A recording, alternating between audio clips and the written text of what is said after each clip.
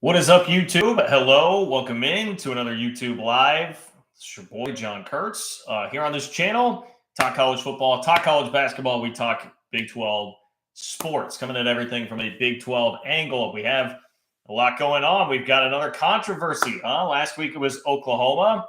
This week I get to pick on the Texas Longhorns a little bit, as basically the entire internet was picking on the Texas Longhorns, and thus the controversy was born.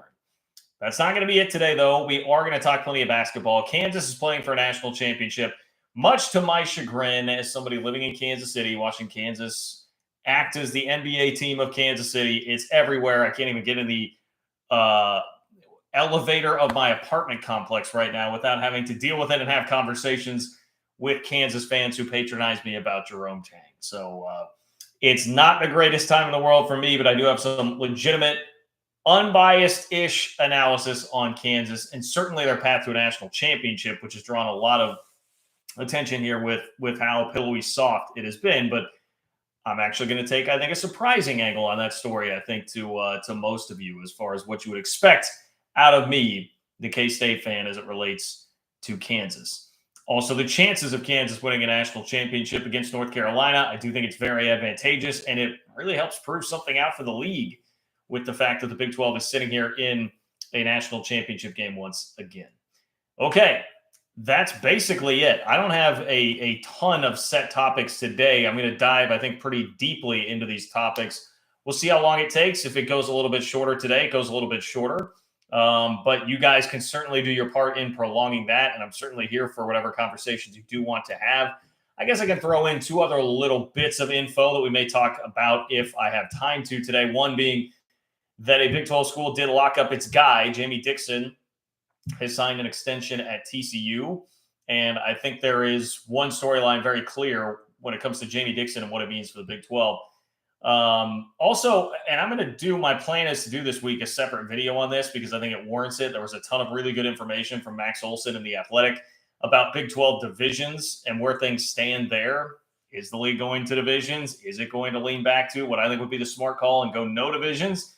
There's a lot of interesting conversations happening and some quoted sources with strong takes on what the Big 12 should do division-wise. So I may touch on that briefly here, but I'm going to wait and get very in-depth with it in a video coming up this week and give you my thoughts on where all of that stands. Plus, I should be having a chance to talk to Gene Taylor coming up this week, K-State's athletic director. For K-State podcast that I do that was supposed to happen last week. Unfortunately, it did not. We had to reschedule, but I will be sure to ask him about where things stand there, being somebody that's in the room when all these conversations and discussions are happening. So I may be able to get a little bit more info, like actual tangible on-the-record info for you guys this upcoming week as well about what is happening with Big 12 divisions. So exciting stuff there. We're about to get past tomorrow night and have the basketball season over, and then be in this 4 to 5 month stretch where there's no actual Big 12 football or basketball happening. So I'm sure the football offseason discussion will start to really kick up beyond that. Now the table is totally set. I've finished up getting all the forks and everything. Even that extra little dessert fork out there of Jamie Dixon, made sure to get all that set for you, and that is the lineup coming up today on the show. As always, you guys do have some control over this thing. You see the chat there. What's up, Jeremy? What's up, Adam? What's up, Brad? I see you guys already hanging out there in the chat. Keep it lively. Keep it coming. If you want to make sure that your question or comment gets up to the top of the chat, supersedes everything else, make sure that I see it and be able to dictate the conversation tonight. You can do so by donating. You click the $ below where it says say something in the chat box. That is how you get your question or comment to me. I will try to pick some other things out of the chat, but there is certainly no guarantee at all that your topic will make it in unless you do donate. And I appreciate all of you who do.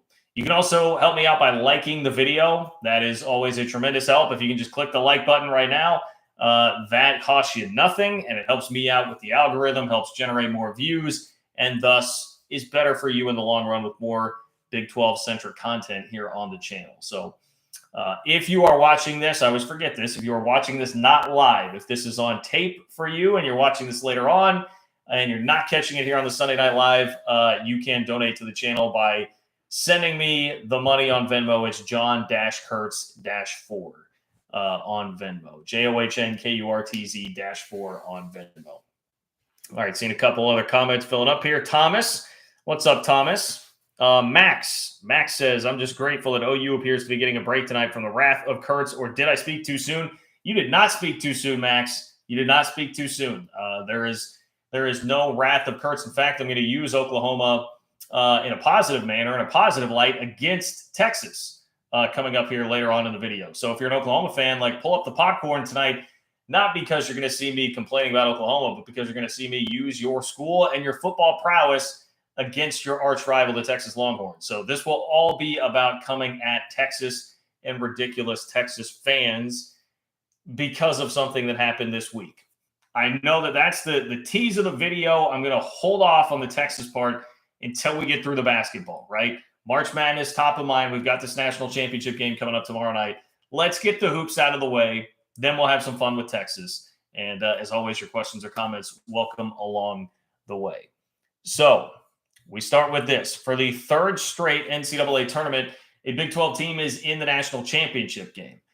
That is something, first and foremost, before we dive into the actual details of Kansas, that deserves to be recognized. Because remember, for so long, I can remember like in the mid-2010s, we went through the same deal that we do now, where every year the Big 12 was lauded as this great conference, a very deep conference. The coaches always propped it up. And, you know, it was true to an extent, but the problem was it was just one. You had one team up at the top, this very top-heavy conference where you had one team doing all the heavy lifting. In some ways, like Bama, right? In the SEC, you have all these lower-level schools claiming SEC, but really it's just Bama. It's not a perfect analogy because there is LSU in Georgia. But the Big 12 could never send anybody other than Kansas to the Final Four. Like, it was a major problem, and then you had that breakthrough year with Buddy Hield in Oklahoma. Speaking of your Sooners, Max, here's another positive. Buddy Hield in Oklahoma broke through and made a Final Four finally. And that was big news from the Big 12 at that point, because it was like, hey, for the first time since the days of like TJ Ford and Hollis Price, the Big 12 sent somebody not named Kansas to the Final Four and actually passed the second weekend to that third weekend of the tournament. So it was like, you had the reputation of a pretty deep and good league, but not enough at the top and not enough teams that were really serious, like not actually about that life other than what KU was. Now, I realize it's Kansas that makes the third straight team in a national championship game for the Big 12. However, I think it's appropriate to have them here kind of bookending this whole thing that started with Texas Tech a couple of years ago in 2019, and then no tournament in 2020 when Kansas and Baylor were both going to be number one seeds. Kansas would have been the number one overall seed. You would think there's a decent chance the Big 12 would have had a team that year. Now you move on to Baylor in 2021 and Kansas this year. So 3 straight natties for the Big 12, at least being in the game. And they've happened with 3 different teams. 3 different programs have been able to do this. And by the way, none of those are Texas. So I think most people would assume if this were going to happen, right, of course it would be Texas, another program with all the money and resources. And back in the Rick Barnes days, certainly was very successful. No, Texas Tech, Baylor, and Kansas. Plus, if you want to throw in Oklahoma, if we're talking about teams that have been to the Final Four here in the last six years, was it like 6 years ago for Buddy Hield? Here in the last 5 to 6 years, the league has sent now 4 different teams to the Final Four. So it is broken through like this glass ceiling for the league as a basketball conference, and really validates a lot of the talk about like, hey, if Houston comes in here, that's another legitimate Final Four threat that we've seen here in recent years. If you want to add their Final Four into it too, that would be, 5 unique teams for the league. And right now we're barreling towards a couple of years with 14 teams in the league where Oklahoma would still count. So really adds to the prowess that the league has as a basketball conference, and is important because, I think the conversation football-wise for the Big 12 right now is, okay, new Big 12 can be a league that has a lot of depth, a lot of very good teams and good programs, but can you hit that high level?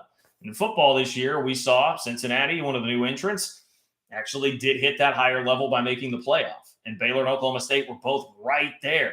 I mean, Oklahoma State, it may have been at the expense of Cincinnati, but Oklahoma State was 6 inches to a yard away from actually being there at that high level in the playoff as well. So football is starting to get there. Basketball already there, already arrived, because you've had these high-level squads that have been able to punch their ticket to the national championship game. In Baylor's case, win a national championship. And frankly, I think in Kansas's case, it's going to be the same thing. I think Kansas should be the overwhelming favorite tomorrow night for a number of reasons. But I would imagine Kansas is going to win that national championship. Robert, thank you for the donation here, Robert. Robert says, Tech fan, Rock Chalk Jayhawk, make the Big 12 proud. Well, I'm not sure that I can fully endorse that message, Robert, but I appreciate that you can. And I'm sure that most others in the Big 12, outside of those of us that attended school in Manhattan, Kansas, can get themselves to that point.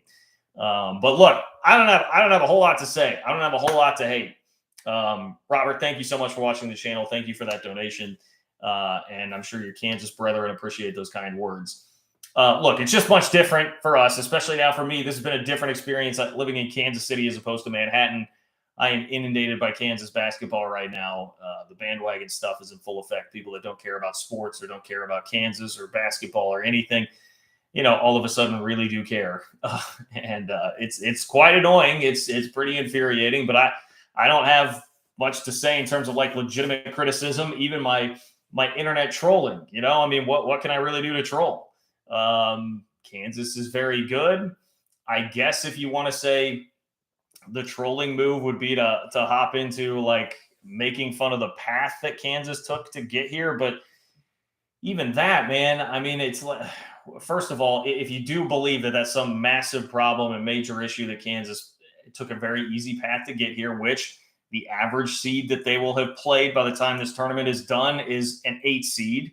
Okay, that's pretty crazy. But as a 1 seed, you are going to get some of those advantages. And that starts leading me down this road like why I'm not going to waste a whole lot of time or airspace really complaining about it. Because that's the tournament. That is the tournament.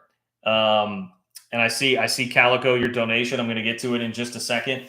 The tournament, basically the idea here is like, it's a crapshoot. Like it's a really hard thing to win. This is not the NBA where you get to play a best of 7 series and the best team with the best players is going to generally win out because it's just so hard. I mean, you can fake it for one night. You can't really fake it for 4 nights to win a best of 7 series. The NCAA tournament is different.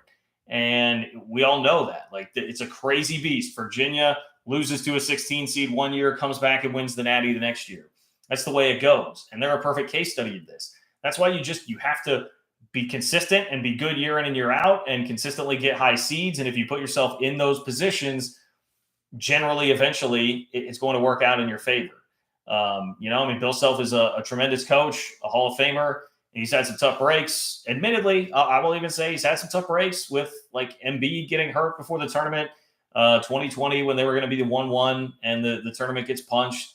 That there have been some tough breaks. There have been some buzzsaws that they've run into, but he continues year in and year out to be as consistent as anybody in the country and always is putting himself in position to be a 1 or a 2 seed. And sometimes you'll get the draw that Baylor had this year, which was getting North Carolina in your 8-9 game, which is a ridiculously tough draw. Regardless of how this has worked out, even before that, you would have said that's a pretty tough draw to get that team, much like Wichita State. Here's the problem with the tournament. Wichita State has the year where they're awesome with Van Vliet and Ron Baker, and they get a 1 seed, and they wind up with Kentucky out of the 8-9 game there. You're welcome, Wichita State, for losing to that Kentucky team as K-State, by the way, so that you had to play them and lose, and they go on to the Final Four. Sometimes you get that draw if you're a 1 seed. But other times you get the Kansas draw, where you do live a semi-charmed kind of life, to quote the old adage, aka song there, and you get to play obviously you're 16, but then your 8-9 winner Creighton is missing a couple of players. Later on you get Villanova, who is missing its second best player in the Final Four. You got Miami, who won their way into the Elite Eight as a 10 seed and was really playing above their heads at that point in time. And even Providence, I mean, by Ken Palm numbers, was a very, very weak 4. So Kansas got a lot of breaks. They got a very cushy draw, but that's the tournament. There have been other years where that has not been the case, and you run into some buzzsaws. So that's the idea, and that's like it's kind of unfair to judge coaches as harshly or as positively, honestly, based on what happens in the tournament. But we do, and that's why the important part here, and the part that can kind of come back on the other end, where you say, hey, maybe Bill Self got too much credit for losing to Bucknell and Bradley and VCU and some of these teams earlier on in the tournament that he should have. The back half of that is the guy's so consistent. He continued getting in the tournament, continued getting 1 and 2 seeds, and eventually it paid off for him, where now he's got a team that's certainly not his best. I mean, far from his best team. and is now going into a situation where they're going to have been a 4-point or better favorite in every single game they play in this tournament, and that is going to be the same case for the national championship game. Sometimes you get that kind of a draw, and if you continue to put yourself in position as a 1 or a 2, it's just going to happen. The stars will align for you sometimes like that. So while the tournament on an individual basis, like in a vacuum, doesn't really reward the best teams necessarily, it does in a different way, and that is it rewards programs that are going to be consistent like Kansas has been, and they are reaping some of those rewards right now. And the same deal again with Virginia. 1 seed, lose to a 16, come back the next year as a very high seed, and you go win the whole damn thing. It just depends year by year. Let's get to a couple donations here. Calico, appreciate the donation. Calico says, hey, John, it's been a while since I super chatted. What is your take on the B-ball roster turnover since Tang was named head coach? All right, so we have a K-State question there, and I see Colby has a question as well. Well, let me get to Calico's question here real quick on K-State. This is a part of like why it's rough being a Cat fan right now. Like Nigel Pack obviously left this week, who was K-State's best player. I just not much of that is Jerome Tang's fault. I don't think he gave it much of a chance. He canceled an in-home meeting between Tang and his parents before it could actually happen, and just entered the portal before it actually happened. I think it really ruffled some feathers with some of his teammates that were actually left on the squad. And I just don't think there was a whole lot of love lost with that situation and the way it worked out. So, look, wish Nigel the best as he moves on, but that was a tough blow. You're starting to see now K-State's getting in the mix. They have a top 20 player in the class of 2023 that is committed to a visit. Probably shouldn't use the word committed, but like has agreed to a visit, which is big. There was a transfer from Bradley I just saw right before I hopped on here at K-State in his top 10. I mean, it's a top 10. Hard to know what to make of that, but there hasn't been a commit yet. There has not been any kind of like wow moment after that press conference. So you're like sitting here waiting. I can understand why there is some antsiness there while you're now watching Nigel Pack walk and watching Kansas potentially win a national championship. All factors here that make the lives of K-State fans tougher. I think patience is just going to be the key there. We're about to hit a dead period in the recruiting calendar. They've been going out like crazy and trying to make the rounds. I think eventually you'll start to see some answers and some things that'll make you feel better. But most of this roster is going to turn over. You're going to wind up with like upwards of 8 or 9 plus new players. Just hang on for the ride right now is all I can say on that. Hang on for the ride. Hope for the best. I saw like Jareem Dowling, one of K-State's assistants, took a picture with Drew Brees today, apparently down in New Orleans around the Final Four. So there's that. That's what we've got with K-State hoops right now. But in all seriousness, like be patient with Tang and the staff. I think it'll be all right. Colby, appreciate the donation. If you want to be like Colby, you can donate by clicking the $ below the chat box where it says say something. It'll get your question or comment up to the top of the chat. Make sure that I see it. This tacks on to the point of Kansas's road. He says average opponent strength of schedule for the Final Four: North Carolina 43, Villanova 51, Duke 59, Kansas 90. I think that about sums it up. Yeah, I mean, look, and there's absolutely truth to that. I am not trying to ignore any of that, but I will just say like that's the way it goes. That's a part of the tourney. Houston. I know my buddy Cole Manbeck, who does the KCSN pod with me. He brought up some of the numbers the other day and was like, hey, when's the last time a team had this easy of a path? And somebody actually answered like right away, well, it was Houston. We just saw Houston do it. So this is not unprecedented, one. And two, again, it just all plays into the larger narrative of the tournament and why you have to consistently be good. Sometimes the chips will fall your way. Sometimes they won't. It's the beauty and the agony of the NCAA tournament. That's really what it is. And you just have to give yourselves as many cracks at it as you can. I would also liken it to the NFL draft. Like, when you talk about the draft, why currency in the draft, like draft picks are such a hot commodity, is because you just need to give yourself more chances, like more cracks at the lottery. They're lottery tickets, essentially. Now you have some control over that, but it's a lottery ticket when you're taking somebody in the NFL draft. And so the more picks you can acquire, the more chances you give yourself of hitting the lottery. Not a perfect analogy here, but I think it's fairly similar in the tournament. Like, give yourself as many opportunities as you can, and the higher the seed, like the better the seed you are. It's like having more lottery tickets, more opportunities to get this sort of a break and this sort of a path that Kansas has had this year. So you're not going to find me being the guy that's going to be wasting a lot of time and breath hating there. Now, will I get my little needles in about Johnson County Community College and the bandwagon nature of the Kansas City metro area with Kansas? Sure, I absolutely will. But you guys know it's because that's all I've got left. I've got no more material left. I've been effectively shut up by Kansas. So that is what it is, unfortunately. Calico. I see Calico with another donation. Thank you, Calico. Appreciate that. If you want to be like Calico, control where this chat is going, you can click the $ below the chat box where it says say something to donate. Also, just support your boy and support what I'm doing here, talking Big 12 on the channel. Calico says, another topic, K-State seems to be trying for the football basketball dominance, which I'm all for. Is there a probable outcome in Manhattan? I hope so. I'm assuming you just mean probable outcome as in like a positive outcome with both. I would imagine that is, and if there's a clarification there that I'm missing, Calico, just let me know. I mean, look, I'm pretty optimistic about K-State's football season this year. I think on paper, there's a lot that would suggest it would be the best team that Chris Kleiman has had since he's been here in Manhattan. Now, that's a tough one because we don't exactly know what Adrian Martinez is going to be, and there will be some that would roll their eyes at that.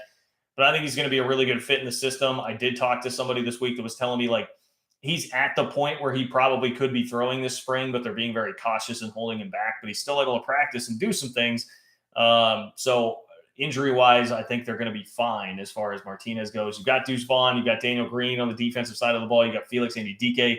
Khalid Duke is coming back from injury. These are all like high-level players that K-State has on the roster.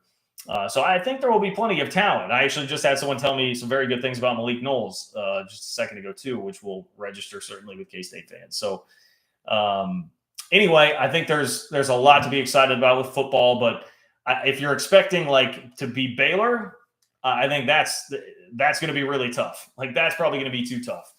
Baylor has set like an impossible standard in the league right now with the way that athletic department has operated. I mean, goodness, national championship in basketball, 1 seed again this year, mixed in between their 12-win season, a Sugar Bowl victory, and a Big 12 championship in football. I mean, that's pretty unreal and pretty untouchable. So as much as I would love a repeat of 2012 when K-State won the Big 12 in football, basketball, and baseball, I think you're still a long ways off from that. And I think Tang's going to need some time. I think another thing to talk about with Tang taking over in K-State basketball is like what happens with the roster and how quickly you can turn it over. I think Iowa State has set a very tough standard for everybody else in the Big 12 to live up to with the Sweet 16 run that they had. Again, living a charmed life. They got a fairly lucky break that LSU was their opponent in an 11-6 game. Sometimes that happens in the tournament. Sometimes it doesn't. That's why you just have to continue to get there. So, look, I'm optimistic about both programs, but I also don't think K-State's headed to be being Baylor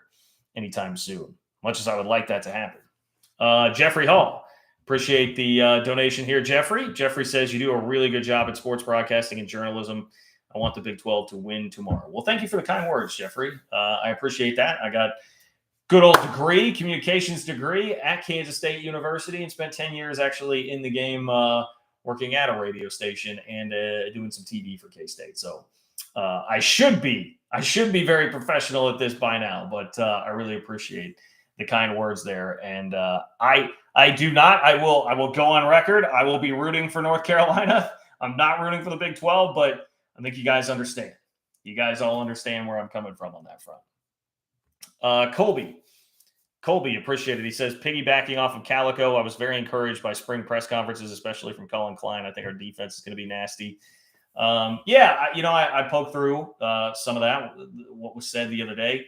I think the offense and Colin Klein is reason for optimism. I think K-State needed to really modernize the offense, and I think that is going to happen. Now, whether or not they have the personnel to make it all work and be a little faster and not be quite so much the change up to everybody else's fastball in the league remains to be seen. But I think it's clear there was a lot left to be desired, certainly by Courtney Messingham, even though at times I would defend him because I thought the hate got too crazy. I'm optimistic about it. Defense, the problem with the defense is going to be depth. Like, do they have enough depth? I like the starters on defense. I like some of the high-level players they have on defense. I worry about the depth, and maybe the transfer portal can still hold up on some of that, can still provide some benefit to you as things move forward. We'll see. But right now, that is my concern for sure. Let's see, Brad. I see a donation there from Brad. Thank you, Brad, for the donation. And it looks like you have a message here below. Brad says, New Big 12 has shown it will be competitive in football and basketball. Will the revenue discrepancy between the Big 12 and SEC, Big 10 long term be an issue? Yeah, I do think it's going to be an issue. And that is the problem, man. That is the problem in all this with realignment, is that it's just not going to be.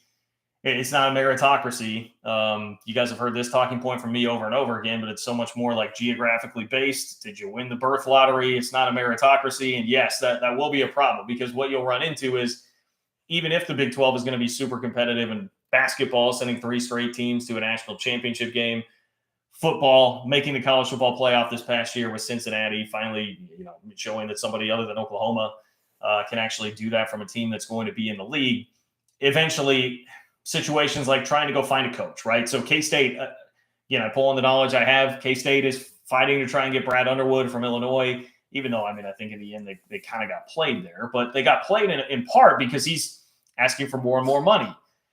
Well, at Illinois, paying Brad Underwood $5 million a year and making him like a top 5, $25 million a year that you have lying around, that gap's only going to grow bigger. So if you're competing for a coach like that, these other schools, like, they can just throw the money out there like it's nothing. Meanwhile, K-State is trying to scrounge up the money from donors and have to go the extra mile to get it from donors. It can be a much easier idea and task to wrap your mind around if you're a team in the Big Ten or the SEC. So that's going to be where it really hurts, like paying your coaches, making sure that you keep coaches, that it'll be tougher to keep coaches in the other 3 leagues and from jumping to those other 2, because the money will just be, there'll be bigger, fatter contracts there. You'll have to hope, and I mean, the hope here is that everybody else treats this Brad like the same way that we've seen Dave Aranda, Matt Campbell, and Luke Fickell treated so far, which is basically like, hey, I value my position. I value the school that I'm at. I value the winning that I can do here relative to, hey, yeah, I could go take a job for more money in one of those better conferences, but life is going to get way tougher because I'm going to have to go play teams X, Y, and Z instead of where I'm at right now and the comfort level that I have here. So, that would be the hope, that the Big 12 can continue to hold on to coaches like that, and that more coaches will have that sort of attitude. I just think in the end, it's going to be a tough thing to overcome. So, yeah, it will be tough in spite of the fact that the Big 12 right now is doing a pretty good job in a lot of ways.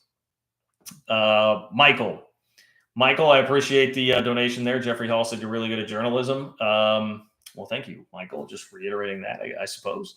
If I missed what your comment was there, I misinterpreted it, just let me know. But thank you for the donation. If you guys want to donate and join in, you can click the $ below the chat box where it says say something to get into the conversation, make sure I see what you're saying, and just support what I'm doing here on the channel. One final thought here before we get to Texas and that teased Big 12 controversy. As far as the game goes, I already told you, I'm not going to complain so much about Kansas's path to the national championship game here. But, if you look at it from a Kansas fan, it has literally gone perfectly. The bracket broke perfectly. You could not have asked for more. Teams that are beleaguered, downstar players, high seeds advancing deep into the tournament, and now you get an 8 seed in the national championship game. And yes, I get the idea that seeding doesn't really matter that much at this point. North Carolina is clearly, if you take it, I believe the selective endpoint that I saw earlier was March 1st, from the end of March, or the beginning of March rather, to right now. North Carolina has been the best team in college basketball. There are metrics that will tell you that. So this is not the team that was getting blown out by mediocre ACC opponents earlier in the year. They're playing like a much different squad, but you'd rather see them than Duke. I realize Carolina just beat Duke twice in a row, but Duke is the team with higher level, higher end talent, albeit inconsistent, but so is North Carolina has been very inconsistent also. And now the other part is twofold. Carolina, one, has a star player in Armando Bacot, who is leading scorer, leading rebounder, is now hobbled with a sprained ankle. We'll see. Hubert Davis said he's going to be fine to play. They're acting like nothing is wrong, but who knows? Once the adrenaline wears off and you're trying to get back out there on the ankle, what actually happens? And he is such a massive, literally and figuratively, player for Carolina. That could have a big-time impact on the game. The other part is, the letdown factor. If Duke wins, I don't think you have to worry as much about a letdown factor, even though that was, I mean, it was the biggest Duke Carolina game ever, right? And the stakes were so high and keeping Coach K alive. But then you still have, hey, we got to get K a national championship in his final game here, right? And Duke was not the team sending out a legendary coach with an L if they won the game. For Carolina, I mean, I'm not sure has a team or a fan base ever had a game with like more potentially at stake and more that they gained by winning. Because not only do you advance to the title game, but you just ended the legendary coach of your arch rival's career. And not only that, you backed up what you did in Cameron Indoor, which I'm sure the discourse over the past week from Duke fans toward Carolina fans was like, you guys know that was a fluke. You guys know that's not happening again.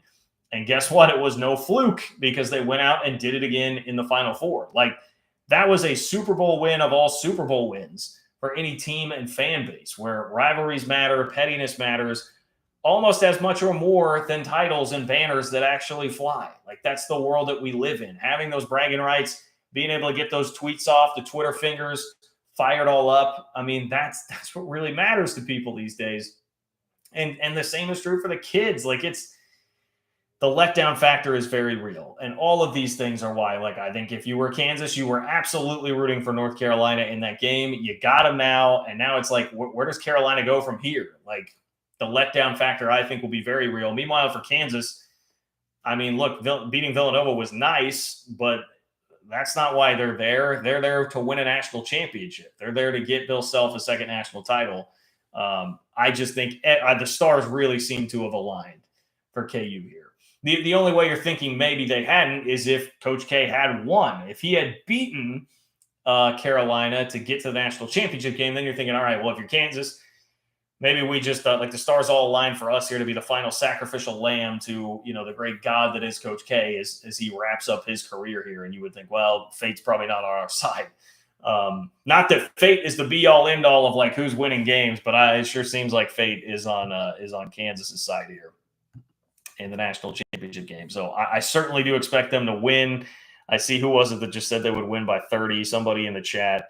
I don't know that it's going to be 30, but I do think Kansas will win. I think it will be a good game. Like, look, North Carolina is going to compete. I'm not saying that they'll just no-show the game, but it's just hard to bring that level of like energy and enthusiasm so close together when your star player is hobbled and circumstances unlike we have seen ever really in college athletics and certainly the NCAA tournament in college basketball.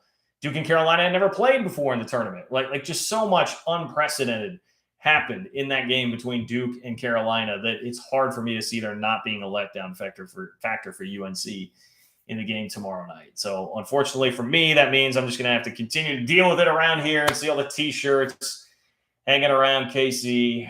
It'll be Kansas national championship shirts. It'll suck. It'll suck, but it is what it is. Another thing you're not going to find me doing here, by the way, Kansas fans, is regurgitating Dan Wolken's article, because Dan Wolken had Kansas fans all in a tizzy before the game on Saturday because he wrote a column pointing out, correctly, that Bill Self was implicated in a lot of wrongdoing by the NCAA. So was Curtis Townsend, who is on the staff. And, well, there have been punishments laid down for a number of folks. Oklahoma State, one of those schools that really got punished for having level 1 violations. Kansas, way more level 1 violations, still has had nothing. Bill Self is on the precipice of a national championship, and nothing has really happened here. Look, Wolken, it is fair to point that out. Now, again, I'm not going to be the guy sitting here and whining a bunch about it as they play for the national title, because cheating was pretty rampant in college basketball.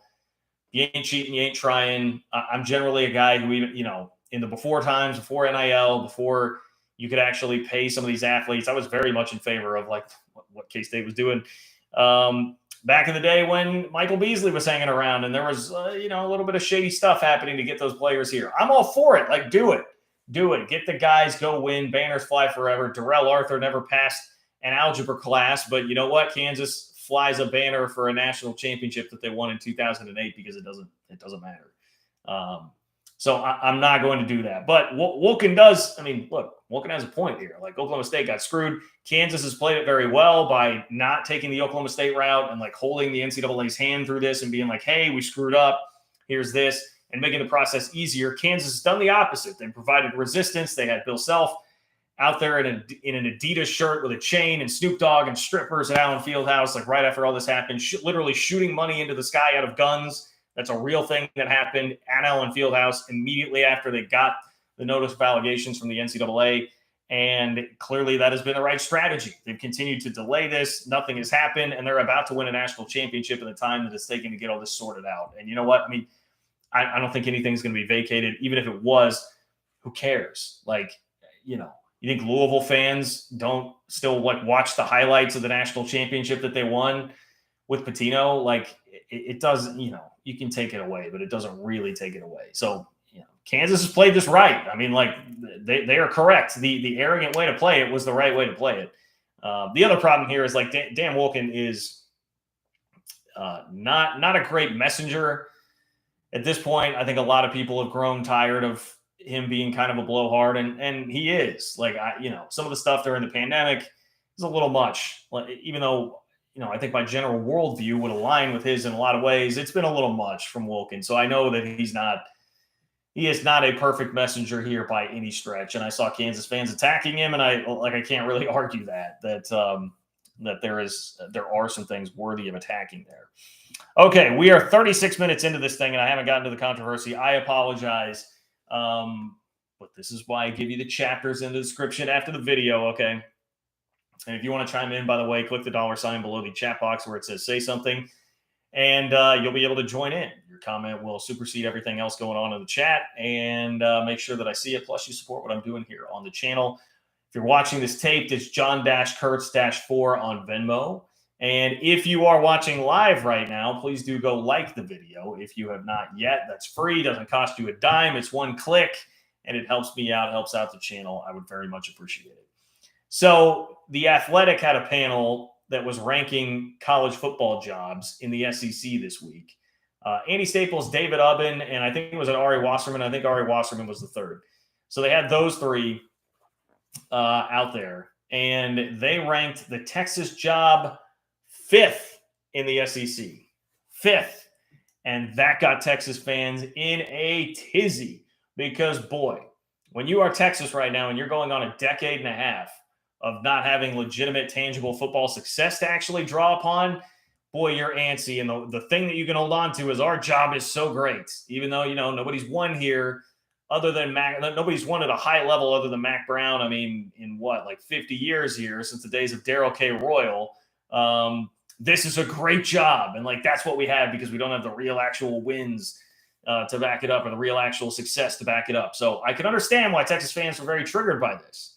And just hearing that it's 5th in a single conference is a very triggering thing. But like, let's remember a couple of things here. You're in the SEC. If you're 5th in the SEC, I mean, you're still a top 10 job in the country. There are not many outside of that league that are going to be in that conversation at all. One of the teams you're behind is Oklahoma, who, like, at this point, I mean, I don't understand the Texas fans upset by Oklahoma being ranked as a better job right now. They win more than you. They win way more than you. It's an easier place to win. That is just, we have so much evidence that suggests that. They've beaten you like a drum the entire time that the Big 12 has been a conference, basically, at least since 2000 when Stoops showed up. Since 2000, they've beaten you like a freaking drum. It's an easier place to win. It's an easier sell right now because of all the success that they've had recently. Now, if they slide back like I think they will with Venables a little bit, now we may have a different conversation, Texas. But we're talking about like where this job is at right now. Oklahoma is absolutely the better job. So you had Alabama, Georgia, LSU, Texas A&M, Oklahoma. All jobs. Well, actually, I'm messing that up. I think it was just Alabama, Georgia, Texas A&M, Oklahoma that were in front of the Texas job in terms of the SEC rankings there. I believe I have that correct. I know Texas A&M was another one of these because A&M, that was the one that really got under Texas fans' skin. And that one I understand. Texas, I will level with you on that front. If your beef is and you're really upset by the fact that the Texas A&M job was ranked ahead of yours, I'll give you that. Like if I'm a coach right now and you're saying all things being equal as in like both of these teams are in the SEC, they're in the same conference, I would take the Texas job before I would the A&M job. I think that the results now, well, Andy Staples was arguing with people and pointing out like Kevin Sumlin won at a greater clip than his counterpart at Texas. That is true. And Sumlin, he was dealing with it in the SEC. Like, I think we're looking at pretty marginal differences right there. A&M has been a lot more like swag, sex appeal than tangible results. Jimbo looks to be on the way to changing some of that with his number one recruiting class. I completely acknowledge that. A&M has done some really good things in the SEC, and they're clearly using that SEC patch on their chest to their advantage. But Texas is about to inherit the same patch. And that, I think, is going to change both of those jobs. I think it will elevate Texas a little bit, even though it's going to be tougher for them to win games. Like, that will help them on the recruiting trail. And I think it will bring down A&M a little bit because now they don't have that pitch to go say, hey, if you're considering both of us, you can play in the SEC here, right? I do think there's something to that. Texas A&M is just a lot of bark, not as much bite, much like Texas. I think there are some similarities, honestly, between the two there. So I'll give you that, Texas. If you want to say, like, hey, we're actually the flagship institution here, the state. Watch when we get in the SEC and we'll have that extra recruiting cachet because of that and all that. I go, okay, fine. I get it. I'll level with you there. I can see your beef. But I don't know. Like, I would have Alabama, LSU, Georgia, and Oklahoma all above Texas anyway.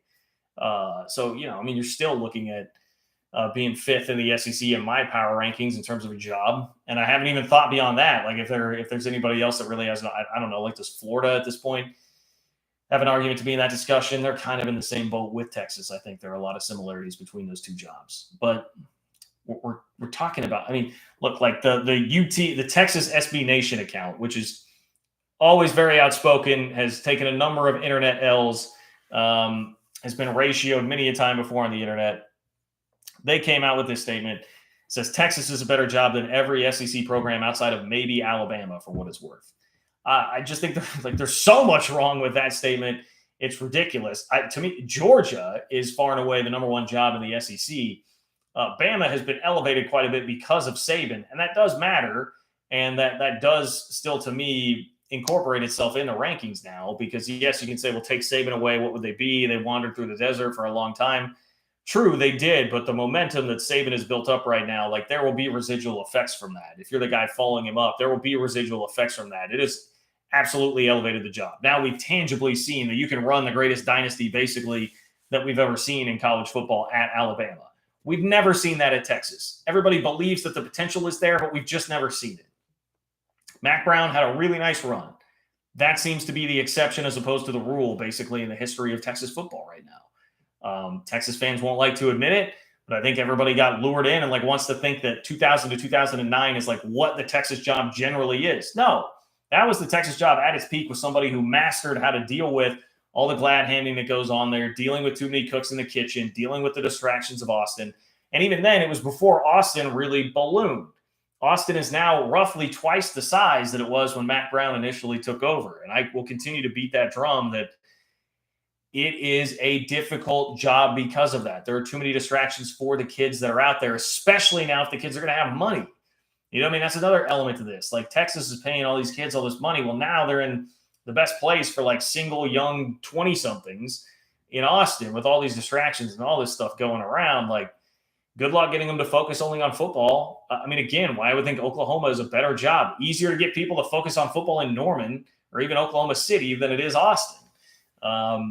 So I would much rather live in Austin, but I would much rather root for a football team that's playing his football in Norman. And that has been proven correct over the course of time. We've just seen the results on that and how it works. So I think it's just a ridiculous statement. And even there, the fact that it's Alabama that comes up number one, I just think that's kind of indicative of the mind that is thinking this and not thinking through, what are we talking about when we're talking about jobs? Georgia there's no competition in the state. No offense, Georgia Tech. But, it's much like Texas, flagship institution in a talent-rich state. There's no real competition.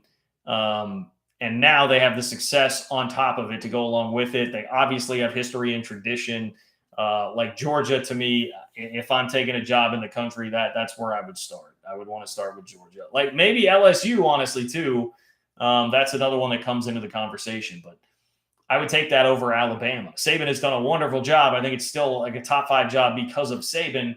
and him elevating it. But I mean, look, Georgia's the better gig in general. Georgia is absolutely the better gig. So look, Texas, I know things are fairly rough here. That was not a good season last year. You've lost to Kansas twice in football in the last decade, which is another thing. I mean, any job where that is possible. Come on. Are we really going to talk about that being like a top 2 job in the SEC? Get out of here, bro. Get out of here. Even A&M has not done that. A&M wasn't messing around doing things like that, even if you're going to argue your job against the A&M job. So that was the controversy this week. I saw so much discussion about that. Andy Staples, to his credit, man, he had the time. He had the time, and he was going after Texas fans and clowning them left and right and making them look silly with the, for them, unfortunate logic of what that job actually is and what Texas's situation actually is right now. So there we have it. Steven, I appreciate the donation, Steven. Steven says, I saw you at the Big 12 Track and Field Championship. What was your experience covering the meet in Ames, Iowa? Well, Steven, Iowa State fan there. I can see. I appreciate the donation. I appreciate you tuning in, and thank you for asking. I had a really good experience. I ate at, Cafe B? That's what my friend who went to Iowa State was calling it, Cafe B. Cafe, it's like Bordeaux or something like that. I can't remember, but it was so good. I ate there twice. I ate at the cafe, I think it was called, like for breakfast or brunch. That was excellent. Went to a CrossFit gym there in town and got a workout in. Like, I had a really good time. I had a good experience. Was treated very well. It was snowy and cold. That part sucked. But no, I had a really good experience in Ames. Rivalry aside, some of the barbs aside on Twitter, no, I was treated very well. There was no ill will at all. So and I mean, just the meet was cool. Like, Iowa State has a very good track and field program, especially their middle to long distance runners, and so there were some really fun competitive races there. Shout out to Wesley Kipto, my guy Wesley Kipto. It was fun to watch for Iowa State. Calico, appreciate the donation, Calico. Calico says, John, I hear Texas wants to stay Big 12. How do we get them to commit to SEC and keep OU and grab? Well, look, I mean, listen, Calico, I appreciate it, and I appreciate the enthusiasm there.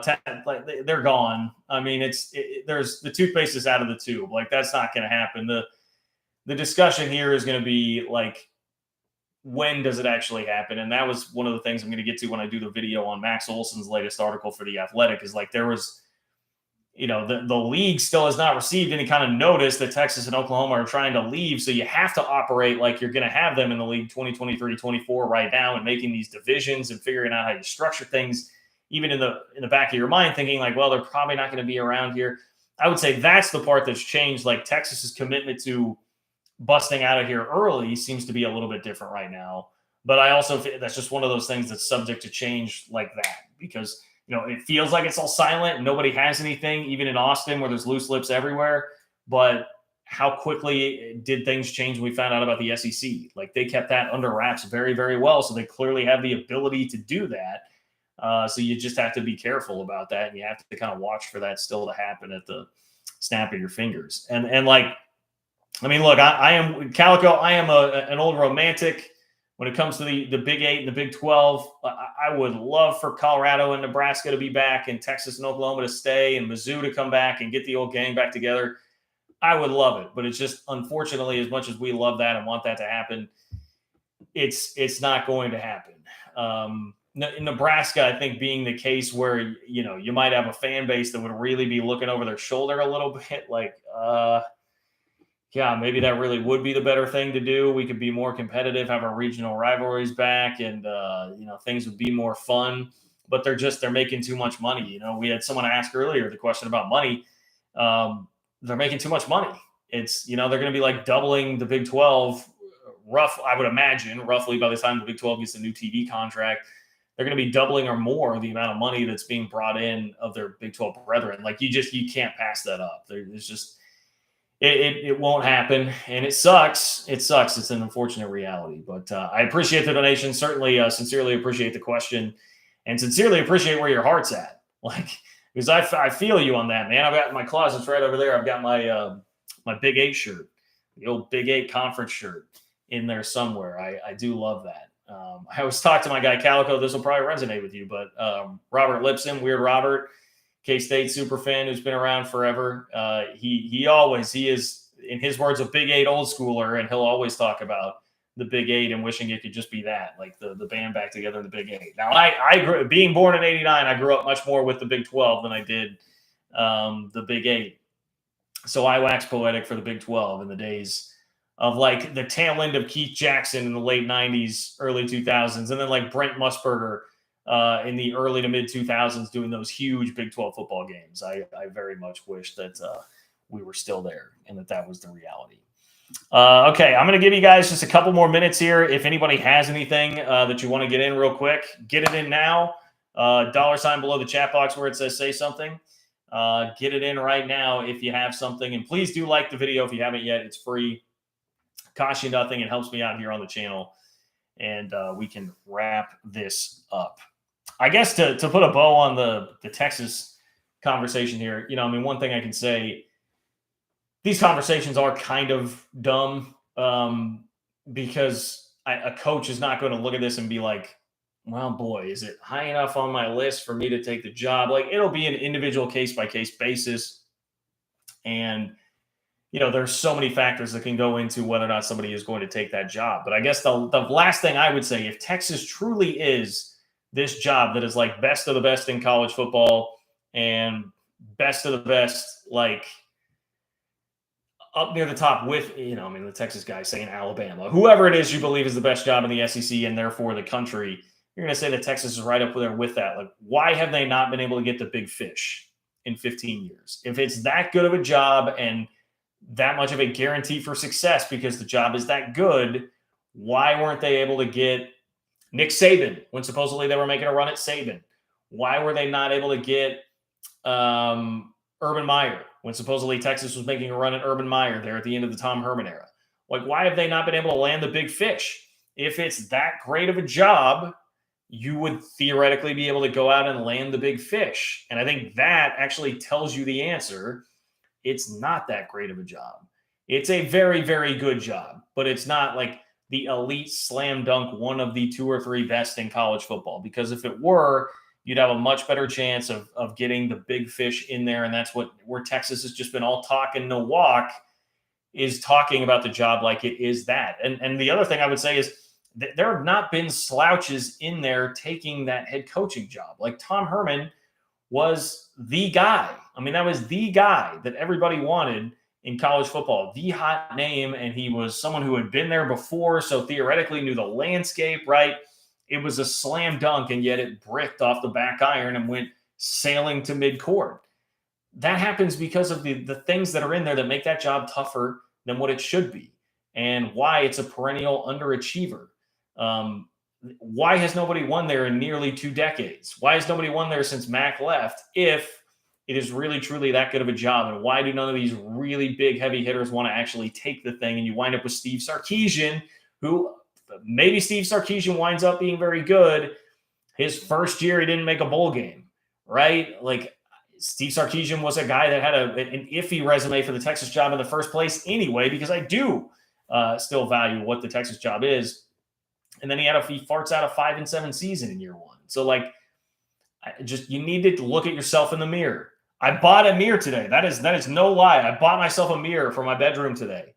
I'm gonna go take a good hard look at myself in the mirror here after I get off of this.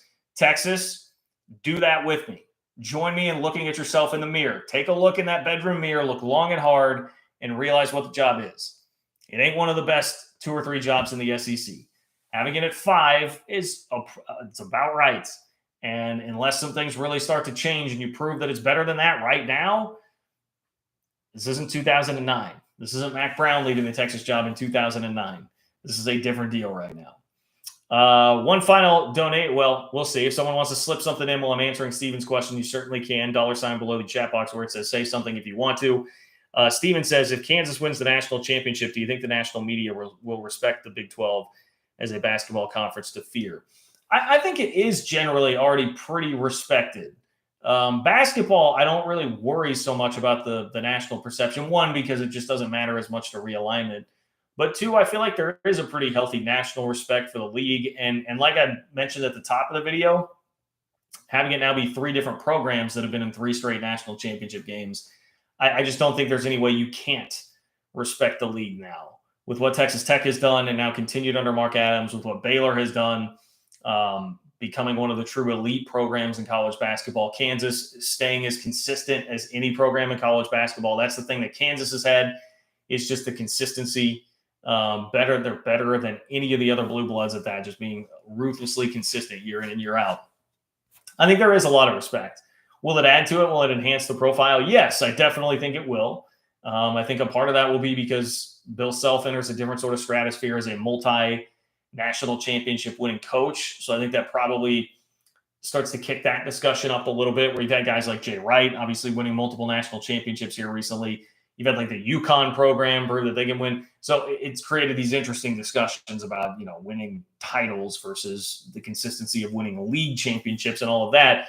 This will start to move that discussion into a different stratosphere for Bill Self and KU if he does get this second national championship tomorrow. So I think that's where you'll start to see some of the narrative shift. The other part is, too, again, like we're talking about bringing Houston in a couple of years, and Houston this year goes to the Elite Eight without their 2 best players.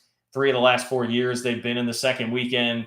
That's a program that people have a ton of respect for now, too. So I think that's just something else to keep in mind as everything moves forward. That will continue to add more respect to it, too. So I feel like, and this can be a matter of personal preference or who you're following or who you see, I feel like the Big 12 is plenty respected as a basketball conference and will continue to be. But Kansas winning tomorrow certainly doesn't hurt. It certainly doesn't hurt at all.